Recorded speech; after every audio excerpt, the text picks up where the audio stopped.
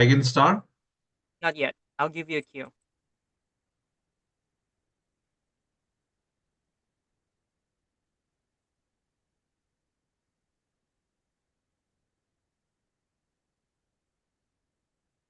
All right, so we are live, and a warm welcome from Let Us Talk It. So thank you so much for joining in and accepting our invites through our socials. As mentioned last Wednesday, we'll bring you two new guest speakers and two new topics. And yes, we have a returning speaker as he wanted to add more value to the initiative, definitely. But we still have two new topics for you, and they are very interesting. So, my name is Phil. I'll be hosting this Zipinar today. And if you're wondering, let us talk it. Zipinar is the name, not webinar, because we try to zip in two topics in one session just to broaden the information you get and reducing the time consumed of achieving those information. So we believe that knowledge is everywhere with the use of the internet. Like you can get informations from anywhere, but definitely hearing informations and knowledge from seasoned professionals on their own perspective and viewpoint definitely adds value, and we can all agree to that. So here in this Zipinar, everyone is free to share their insights as well opinions if they have additional knowledge with the topic related. And yes, we are we would like to welcome each attendees. And even if you are just watching on YouTube, please do send your questions or any additional inputs, and we would love that. All right. So um, the first speaker that we have today may have been occupied, so we have to switch the topic for now. And definitely, you will still get all the informations that you are seeking for when you join this webinar.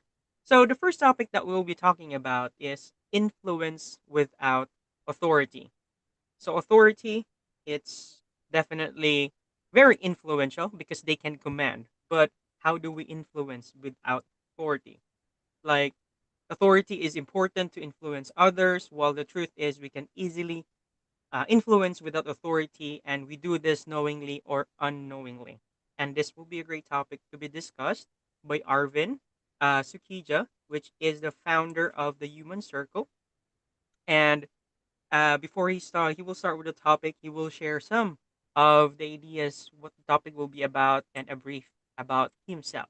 So, without further ado, let me introduce to you Sir Arvin Sukija from the Human Circle. Thank you, Phil. Thank you so much for this wonderful opportunity. Great to be with you again after a long time. I was actually very active in that group, but I was looking forward to one day you will, invite me again. So, and the Yes, day is today. Thank you so much for exactly. this. Wonderful. Definitely. So, and fortunately, I'm the first speaker. Wow, what a blessing. Yes.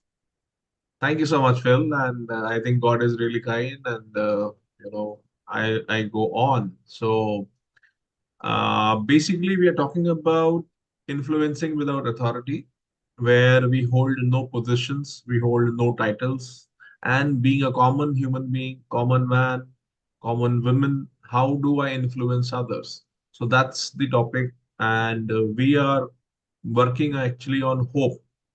And where what is hope? Hope is H for home, O for office, P for people, E for environment. So this hope actually envelops us for the entire life of ours. So whether we are at home, we need people. Whether we are at office, we need people. And when we are with people, we need to manage ourselves, lead ourselves, and then we create an environment. We create an environment of positivity or negativity. It all depends on what is going in our influential mind. So hence we look at this topic very precisely, and I'll take you through this topic, which is very close to my heart. Though I have finished two webinars on this topic in last 2 days, so fortunately for me, Phil even got ready with this topic. Thank you, Phil. And the slide in front of you talks about Best leaders are those who can influence without relying on their position or title. If you talk about India, India being the biggest democracy in the world, how did it got its freedom from Britishers? By one man who started the freedom movement when he came back from South Africa. His name is Mr. M.K. Gandhi, Mohandas Karamchand Gandhi. And he was not a leader that time. He was just an ordinary person who had come from South Africa after being derailed from a train, and then he took up that position of a fighter, a person who needed to challenge the system, and then because of this, he was able to influence others and create a great movement. So that's the cause he fought for, and that is the cause India became the biggest democracy. So we are moving ahead, which the topic is influencing without authority. And I'm Arvind Sukija from the Human Circle. I'll speak more about it a little later. Now we come to the next slide, which is about myself only, where we see my work. I started my career with PNG. Then I went to Henkel as area sales executive for Greater Punjab, and then to Nepal to launch Henkel products. Later on, after Henkel, I joined Parley, and then I subsequently worked with Unilever as a trainer. And then in between, I worked with ICC Lombard, and then I came to Del Monte to head the training project. And finally, I uh, joined L'Oreal as a head of North, and then North and Central, and then All India, and plus other countries. So that is how I started. And I have trained more than 56,000 people in my 30 years. And I have conducted more than 2,000, 2,200 programs. And I have done on the job trainings, which are more than 3,700. And now currently I belong to the Human Circle, which is my own organization where we train, coach, develop, mentor, and consult on various things. So that's about me. Now the important slide which comes, are you influencing people with with authority or without authority? You have to type yes or no. You have 1 minute to do that, and then we move forward. So I look at the chat. Uh, Waiting for something. Okay. Yes, somewhat. Vipul says no. Joe says yes. Okay. Phil says yes. Nidhi says no. Sakshi says yes. Wonderful. So we have mixed results. So I think we all influence, and but we are not aware of our influence. So that's the important case. If you're keeping quiet, still you're influencing. If you are talking, you are influencing. That is how things matter. So if something is going wrong and you're quiet, you're still influencing. If something is going wrong, you're shouting, you're creating some hustle, then also you're influencing. So you actually become a leader by your actions. That's where influencing comes into play. And when you do that, something like this happens. So you in the picture you see there is a donkey being pulled by a gentleman, and donkey is very reluctant to move. And it is reluctant to move because he is not in favor of moving. How do we change this? So there are basically attempts and behavioral push given by seniors, peers, subordinates, or family to take up the critical matters. But end of the day, if I am not convinced, I will not take it up. So my conviction comes from influencing. So hence we are talking about power of influence. What is power of influence? It is your personal power defined as the capability to impact or influence others through skills, attitude, and mannerism. Even a small child can influence you by his smile, by his wink in his eyes, by his twinkling eyes. So that is the power of influence. If you look at power and influence, they are all interlinked. So we have five sets of power. Out of that, three are formal powers, and rest two are personal powers. So when you look at the formal powers, they are positional, coercive, reward powers, and then the two are personal power, which is the expert power. When you become an expert, you have a lot of power. And second is referent power. When you actually trust and respect people, that is becomes the referent power.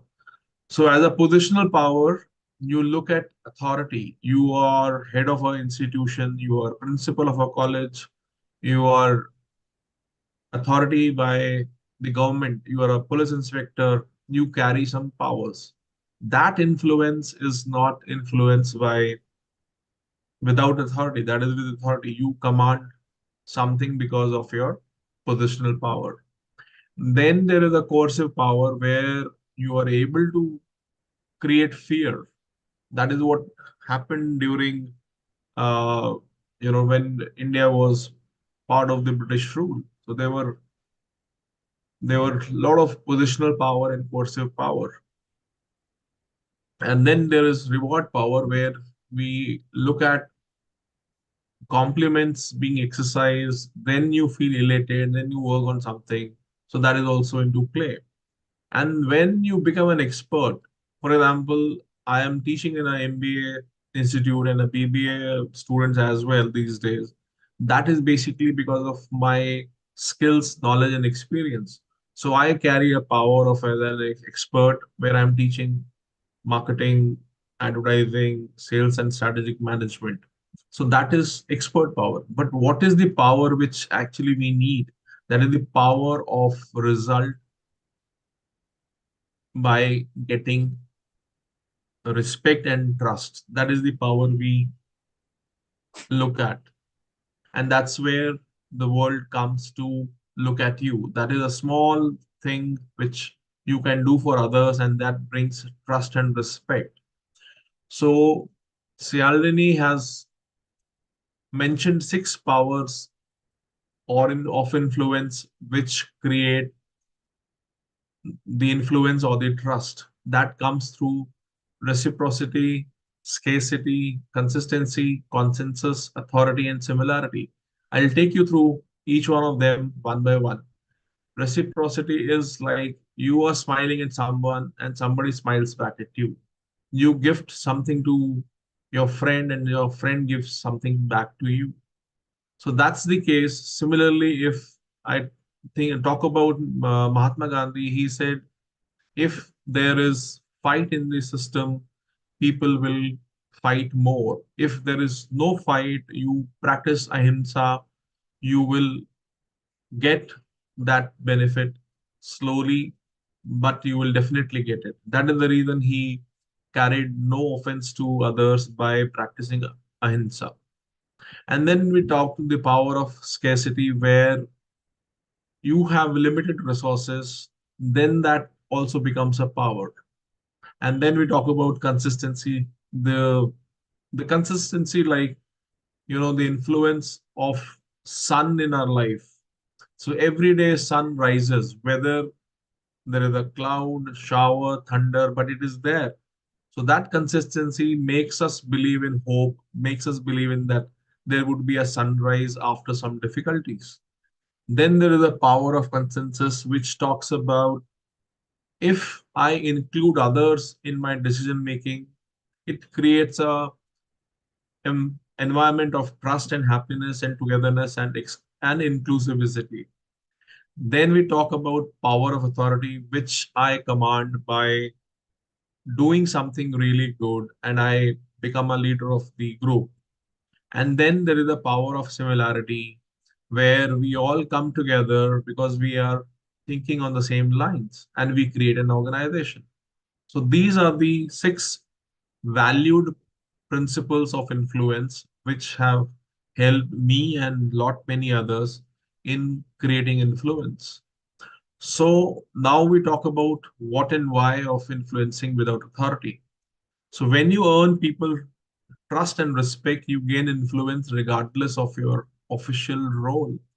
That's the influence without authority. And that comes by being with people, understanding them very well, being empathetic with them, emotionally intelligent. Hence, you are able to influence others without authority but with credibility. How does credibility come into play? Credibility is basically a source of success when people start believing in you, people start trusting in you, people start relying on you. If we look at various organizations, various people in that manner, we look at their credibility. Even we are in a world of internet now, and everything is very transparent and open. Even the airlines are getting scores or feedback through online. So that credibility of flying with discipline, behavior of people inside the crew is also getting rated. Hence, it all depends on 4Ds. 1C is equal to 4Ds. So when we talk about 4Ds, the first one is the discipline. The discipline is about me doing my work regularly and without any interruption, with total focus and determination. When I am determined, not for a day, not for a week, not for a month, but the entire year. And that is the commitment I take for myself, that I will be like sun rising every day. Then my devotion comes in. And that devotion takes me to the next level where I start believing and delivering results. So that these four aspects of these 4Ds are important to create a credibility. Now I have a question to you. Are you 100% disciplined, or there is a work pending? Are you 100% determined, or there is a work pending? Are you 100% devoted, or there is a work pending? Are you 100% result oriented? Are you delivering every day? Because as Gurudev Sri Ravi Shankar says, we need to complete our work every day with 100%. That is why I have written now, give yourself 10 marks if you think you are 100% on each of the parameters. Let me see the chat if possible. Yes, I see Chris talking about 7.5. Wonderful, Chris. You are on the right track. Joe says 5. Nidhi says 5. Phil John says 6. That means a lot of work is required. Gaurav says 5. Wonderful, friends. Vipul says 7. That's that's something credible, that you're being honest and being, you're looking to work on yourself. That's the wonderful way. Wonderful. Thank you so much. So now we move forward and we talk about the success. How do we succeed in managing these things? So first and foremost is the art of guiding and persuading others, where I am not in power of any functional or formal authority. I use my interpersonal skills, I build up the credibility, and I inspire other people in getting things done. And then that leads to a common goal of making this world a happy place. So that's where the credibility, which is a sum of discipline, determination, devotion, and delivery, comes up. And that is where we all need to work on. So, work in progress for me as well, for many others in the system. So, we need to keep doing, we need to keep working on this. So, how to develop credibility? So, we have goals, but those goals are possible when we are disciplined. We can't we can't accept expect, to reaching to the goals until unless we are doing it on daily basis. So that's where the power of discipline comes in. Consistency is important because you have to create commitment for yourself. People need to see value in you. People need to see you are not impulsive, you are not emotive, you are actually a controlled person. When you are a controlled person, you are actually behaving in the manner which the world wants in. And that is what Sri Krishna also talks about in the Srimad Bhagavad Gita. And the person who's able to control himself, the person who's able to control his thoughts, his actions, is the real winner. And that is what Sri Krishna says, that he's like me. So then that is where we have to work on. We need to keep our emotions controlled, because objective is not to flow with the emotion, objective is to flow with the situation.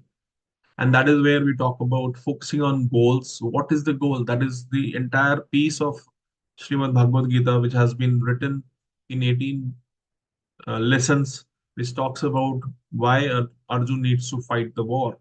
So that's basically the entire knowledge which has been given there.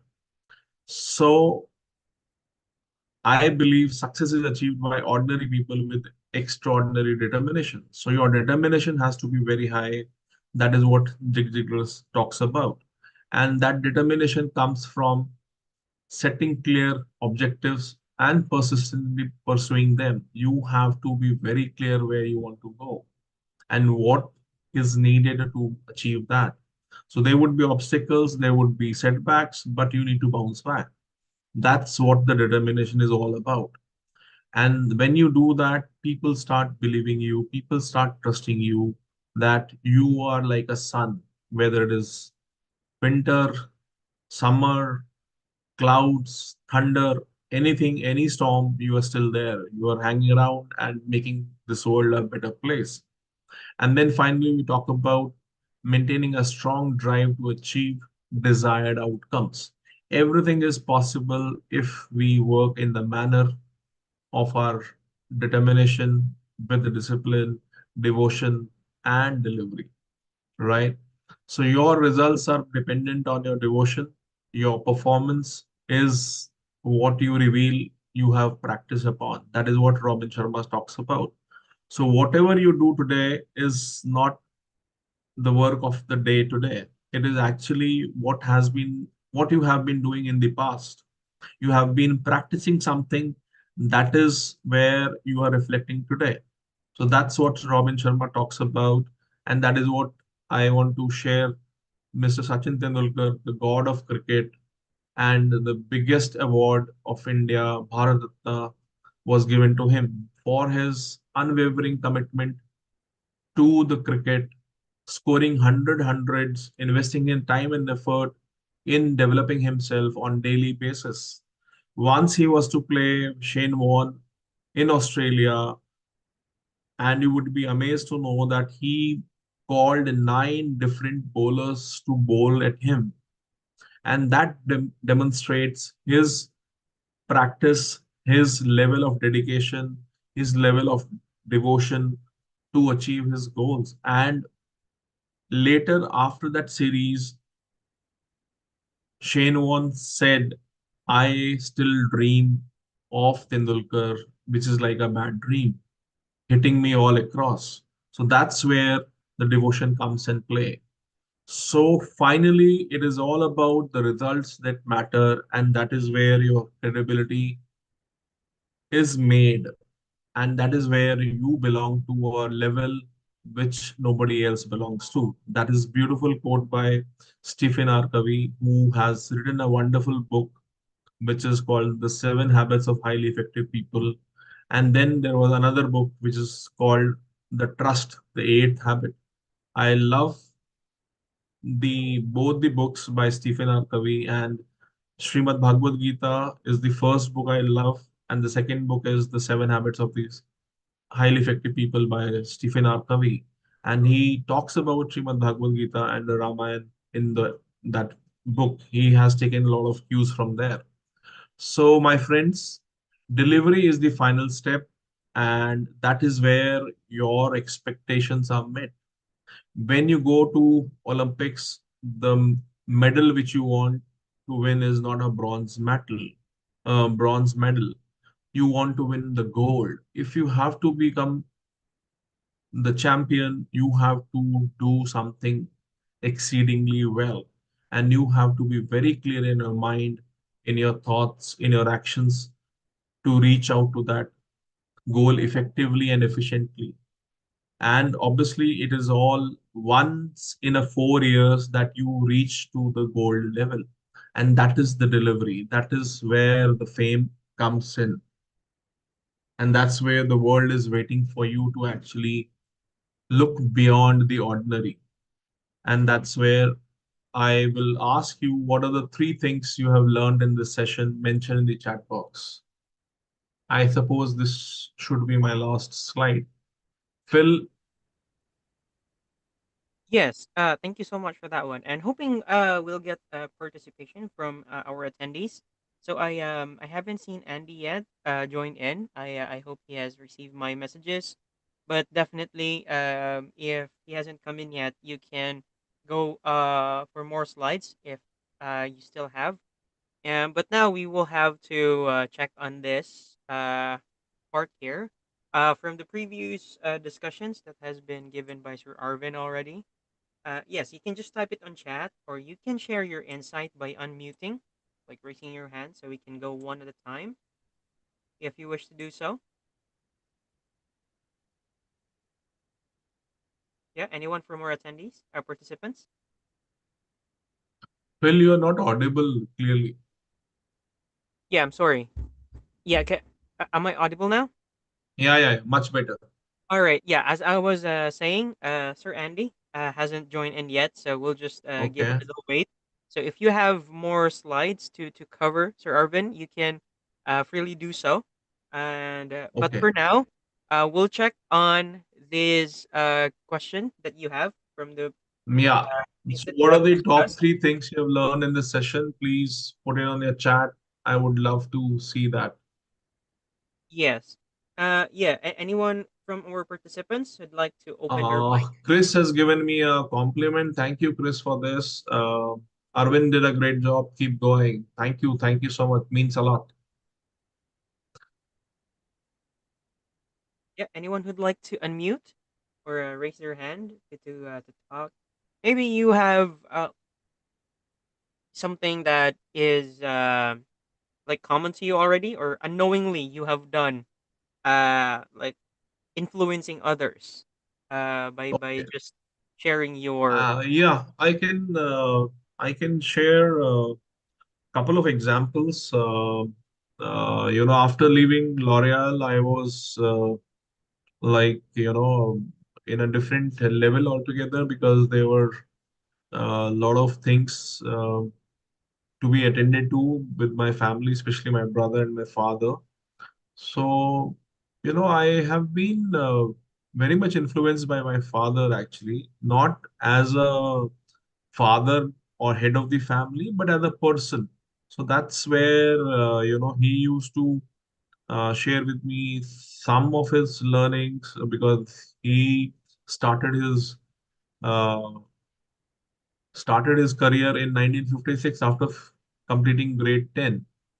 So he used to share a lot of things, and there was a very wonderful, uh, quote he talks about, which is in Urdu actually. मिटा दे अपनी हस्ती अगर मर्तबा चाहे, मिटा दे अपनी हस्ती अगर मर्तबा चाहे, दाना खाक में मिलकर गुले गुलजार बनता है, दाना खाक में मिलकर गुले गुलजार पड़ता है. Right? I'll explain it in English as well. So if you have to rise up like a gold or shine like a gold, you have to go beneath the earth into the mud, and then you have to get rubbed, polished, and then you have to rise again, and then you become the gold. So that's what he mentioned, and that is what has been my lesson of pure value, where I had actually taken it up very seriously when I joined my companies, and I worked with full heart and emotion and soul, which I called body, mind, and soul.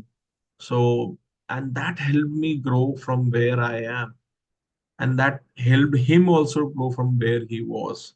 So that's a incredible lesson which I learned from him, and that is where I, keep sharing this wonderful quote.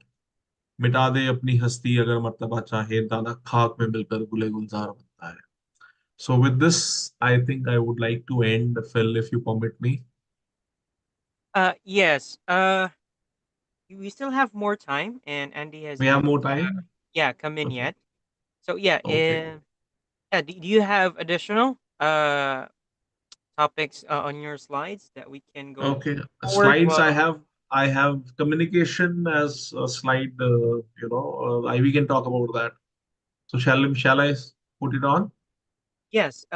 We can put it on while we are checking. I'm still sending some So I logs. can see some code, some learnings coming out. Nidhi is talking about discipline, devotion, and determination, and Chris has spoken about commitment and values are the cornerstone of trust. He talks about emotional intelligence is the silent influencer. Wonderful, Chris. And then perseverance isn't glamorous, but it's the grit and the that gets us to go to our destinations. Wonderful, Chris. Thank you, Nidhi. Thank you, Chris, for your sharing. Means a lot. Means a lot. Thank you so much. So I move on to the next slide. We are talking about the role of communication in influencing. So what do you see on this picture? There are two people. Are they in communication or are they in confusion? So it shows like it's like running circles, something like that. Like Running circles, yeah, confusion. Yeah, because both yeah. of them are talking and nobody is listening. So the first rule of communication is to be a good listener. So that's where you need to practice. But sometimes when you are married, you have to be a good listener, being a man. So you need to listen to your lady. Jokes apart, I move on. So when you talk about role of communication and influencing, there are four basic fundamentals which we need to work on. So the first fundamental is about building trust and rapport, and then coming to conveying value proposition. So what value are you bringing along with you, and how do you address concerns and objections? And then fourth one is influencing and decision making. So everything takes a cycle, everything takes a circle when we work on that. So the most important part when we meet somebody is to uplift the spirits. And that is where, you bring positive vibes, you bring that rapport into the system, and where people start trusting you for who you are. So you have to be very honest, transparent, and open. And the value proposition is about what will you serve with? How can you serve the other person? So I remember working with PNG, and in 95 we had a kickoff plan where the motto was give to win. So there was a one person running with a running with the bait and then passing it on to the other person. So that is where the life is all about. If we look at our lives, we are not living for ourselves, we are living for others. Today, this program is being telecasted by Phil, not for him, not for me, but for others. So that's the process of value proposition. And then you will be into the objections and concerns. They need to get addressed. If people are able to understand you as a person who's bringing solutions, you will be able to influence them much more faster than anybody else. So that's about influencing and decision making. because people trust you. So they always look for a leader whom they can talk, whom they can believe, whom they can initiate a dialogue with. And then in the result, they get a solution. So that's where, strategically you have to create that aura for yourself by resonating with your people, and everybody is a customer. Even in the family, that happens. Even in the office, it happens. Even whether you are in a train, metro, bus, travel, you are actually influencing others. So that's like a guiding decision making process, which creates various offerings and makes it simple. And then obviously you have to, when you build a rapport and trust, you have to demonstrate understanding and empathy, and you have to be transparent. You need to share what you're feeling, what is the feedback, and that helps you connect with people with very open and clear communication. And when the communication is on, like I talk in Hindi for a phrase called "Taki Samvad Jari Rahe." That means the dialogue has to be consistent and open, and it should not be stopped. We need to keep on talking. We need to be keep on talking terms. We should not stop it. There should not be any blockage to create a connection. That's important. And that reassures of customer. The customer here is anybody in your life whom you're talking to is a customer to you. So that person is your core customer whom you're servicing. And that is where the reliability factor comes in. So people feel reassurance in talking to you. And that is what I was actually talking to, couple of my mentees these days. So I had taken up two challengers. One was Shivam Pandey, another is Bharat Mishra. They were not feeling really well, and they had come to me for some guidance. So I gave them challenge of 11 days to call me at 8:15 every day in the morning and 8:15 in the evening, so that we can discuss their issues and problems which they are going through, because they were dejected because they had lost their jobs. So both of them called me at exact 8:15 every day in the morning and in the evening. And with that discipline, with that determination, with that devotion, with that everything, they were in a different platform altogether. So Shivam, who was rejected, dejected, got selected into a large organization, and he's heading very important part of the country in India, piece of land where from Lucknow to Varanasi, entire piece, right? So that is where you start working on yourself, things starts happening. That is where your trust in yourself, trust in your actions goes up. And then when you are actually articulating yourself, there would be features which would be available. There would be a lot of things which you are actually not knowing about yourself, but you start realizing that there is something happening in me. You are a customer to yourself. So you are also using your unique advantages. So we talk about ourselves, we talk about the problems we're facing, the solutions which we can create. Every day there is a new solution coming out. So that's kind of highlighting the offerings which we have to solve the problems. And those commitments are like communication to ourselves that we can deliver much beyond the ordinary. And that is where, when Bharat has come out of that dejected mode or a sense of depression, he's live and kicking and he's doing various efforts. So the most important part which I played was engaging them into what they are saying and what they want to convey to me, so that I can understand, because they were customers to me. I had to understand their concerns and objections and dejections.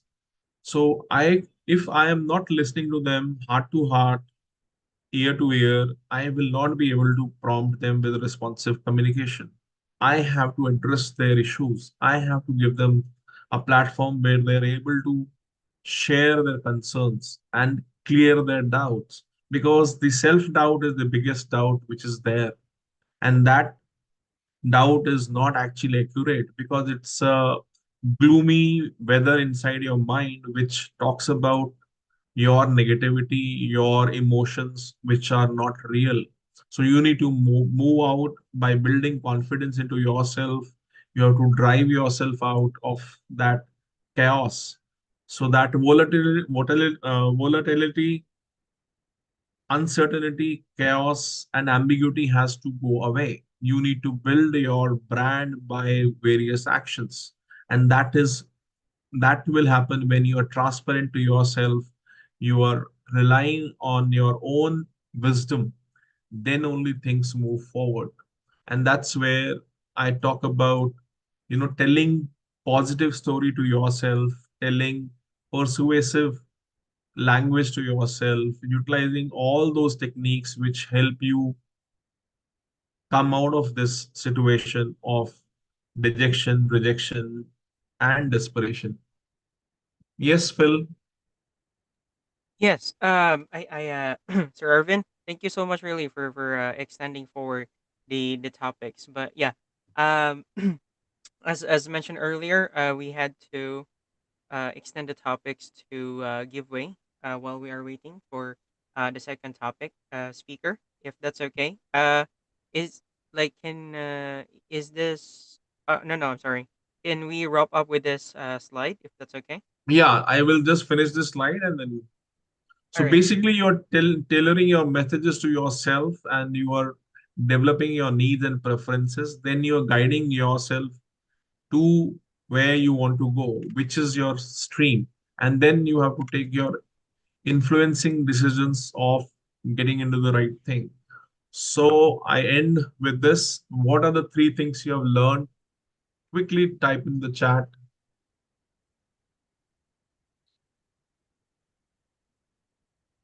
Anyone? We have 11 people now. Okay, Andy has joined. Yes. Okay. So Okay, you. I think I will leave. Thank you, Phil, for the opportunity. Thank you, Andy, for being late. I had to cut the cake. Thank Thank you, you. Arvin. And that was a wonderful segue into that. I think that's perfect context because it really is about them. It's about empathy. It's about emotions. It's not just, it goes beyond the things that we know we need. I appreciate that you were encouraging us all to think about making a deeper connection that helps people on a deeper level. Sure, Andy. Sure. I appreciate your thoughts. I firmly believe you will. Let's become friends and Sure. catch up Yeah. on LinkedIn. I'm going to talk briefly here about lead generation on websites. I have been a B2B lead Oh, gen marketer for my entire career, mostly here, 24 years. Our business is based entirely upon generating leads through our site and through relationships. So Arvin's point there is critical about who we're talking to and what they care about. And I'm just going to walk through like a quick framework with you for how to build sites that have higher conversion rates that turn people into leads as well as possible. Think of it as, a lot of marketing is about building traffic. That's sort of the cheese. But here, let's talk about converting visitors. That's the mousetrap. Regardless of the type of conversion, it could be a B2B lead, it could be an e-commerce customer, could be a nonprofit donor, could be a job candidate, could be a webinar registrant. Here, we all converted for this.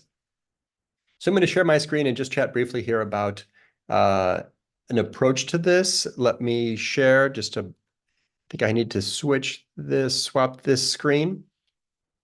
The job is empathy. So suppose I'm building a website that targets technical users, like a systems engineer. I need to know what they care about. This person maybe it has a security concerns, they're narrowing their options, they have questions, and there's information we can show them to convey trust, to build their trust, to answer questions. The job of these pages is basically to emulate a sales conversation by answering questions and addressing objections. Answer question, address objection, and then supply evidence to help them believe. So question, answer, evidence, call to action. These are the key elements on the highest performing pages on the web. This person needs marketing technology. They care about this. They want to put it behind their firewall, perhaps, or they want to see what the options are, the logos of other companies that use it. So let's do questions first. Our job is to move this little guy over here to the goal. And so making the first arrow bigger and stronger, the smaller arrow smaller and weaker. And so moving them over to that goal is about answering questions, adding clarity. This is an example of the types of questions we can ask. We can share these slides, but here they are. I've got 10 questions. I'll go through them specifically, but this is what we're going to walk through and the type of research, the qualitative research we do on basically every project. We've done more than 1,000 website projects over 24 years. We do 30 projects a year for B2B brands with very high expectations. What is their zero moment of truth? Take me back. This is I'm talking to my client. Take me back to that moment when you first realized you needed help, right? What does their client care about? What is their moment of need for the client? I'm talking again to the end user. What did you try? What didn't you love about it? What almost kept you from buying from us? What were your objections? What made you confident enough to give us a try? What made our option a good option for you? When considering options, what was the most important thing to you? See, now I know how to prioritize the messages. I'm going to build a page. I'm getting closer. I'm building a page. What can you do now, end user, that you couldn't, or what can you do better that you couldn't do before? And can you give me an example of when this made a difference for you? Starting out, what were the big problems you were hoping to solve? If you could never work with my company again, what would you miss the most about us? Right? I'm talking to the end user, like I want to know what they care about. How would they talk? How do they talk about us? What are their words? What's the number one thing you would tell a friend if you wanted to convince them to hire us? Now I know my audience. Now I know what they care about. Now I know their prioritized information needs. Now I know the words they use. Now I know what I can feel the problem, right? Arvind was saying it. There's the deeper need. I can also get insights by talking to the sales reps that work with these prospects every day. Hey, sales rep, what questions are you tired of answering? What should people ask you, but they don't? What's the aha moment that our prospects have during sales calls? Can we get up to a big number to show evidence or proof of what we do? What's our strongest proof point? Or fill in this blank. People can hire us even if they... See, now I know how to address objections. These pages must address objections. Every unanswered question, every unaddressed objection will hurt our sales leads. Okay, now I'm going to know how, now I know how to build this page. Hey, Dave, security expert, when evaluating options, what was the most important thing to you? Security was number one, scalability was number two. Now I know how to prioritize this page. Can you give me an example, Dave, of when our services helped you? Oh, you guys really saved my neck that one time when, and now I got a testimonial quote, right? It's evidence, it's a proof point. Hey, Dave, what was the biggest problem you were trying to solve? I wanted better insights, not just dashboards. Aha, now I can write the page that speaks directly to my prospect. Empathy, data-driven empathy. That's the job. That's how conversion happens. People don't take action until they have enough confidence. How do they get confidence? They can see themselves in the page, right? It's called conversion copywriting. It's not what I want to say. It's what they need to hear. How about what can you do now that you couldn't do before? Oh, I don't have to run that stupid report again and again. Stop running the same report again and again. My interviews with the stakeholders are telling me how to construct this page. Let me put this more directly. You don't know how to make a web. You can't make a good web page until you know the answers to these questions for that visitor. What analogies do you use? Oh, it's on-site installation for your software. It's like owning your own home. You should control it, right? You have a right to your software and your security settings and your technical environment. It's like your own house. You should own your own home. Hey, salesperson, what's the biggest number we can get up to? Well, we have only 5 clients, but some of them have thousands of users. I think there's like 14,000 total users of our tools, trusted by 14,000 professionals. Do you feel the credibility building? Answer evidence, call to action. What questions, sales team, are we just tired of answering? Oh, people keep asking me if they can cancel their contract. Yeah, what do you tell them? Of course you can cancel your contract. Read the contract. You're not locked in. Damn it, we forgot to mention that on our pages. That one I put right by the call to action. Cancel anytime. You can imagine how powerful that could be, right? Cancel anytime. So you have to address all of their objections. That's the job of the page. Everything that used to happen in the sales conversation 20 years ago needs to move over to the marketing conversation now because people don't want to contact you until they have a lot of confidence, right? Hey, sales team, what's the question people should ask us, but they never do? Nobody ever asks about our documentation and testing. We're very, very good at that. Hey, what statistic could I use to make this case? The fact is 80% of software installations are never tested or fully documented. Put that on the page. It's going to raise a concern and then address the concern quickly. So that is the structure of a high-performing page, right? It's its job to communicate these things very quickly. I'll give you an example. You could take a screenshot of that. These are my best practices. Strong belief in these elements being critical to high-converting pages. I'll give you an example. There's an airport in Chicago called O'Hare Airport, very, very busy airport. At one end of this giant underground tunnel, there's a shoe shine stand. And above the shoe shine stand, there's a sign. It says shoe shine $6, boots $8. Who cares about price in this moment? No one who walks past this is trying to save money. They're all in an airport behind security, right? The time it's open, does anyone care what time it's open? The person is standing there or they're not. What does everyone care about in this moment? Time. They're scared they're going to miss their flight. 100% of visitors who see this sign are worried about time.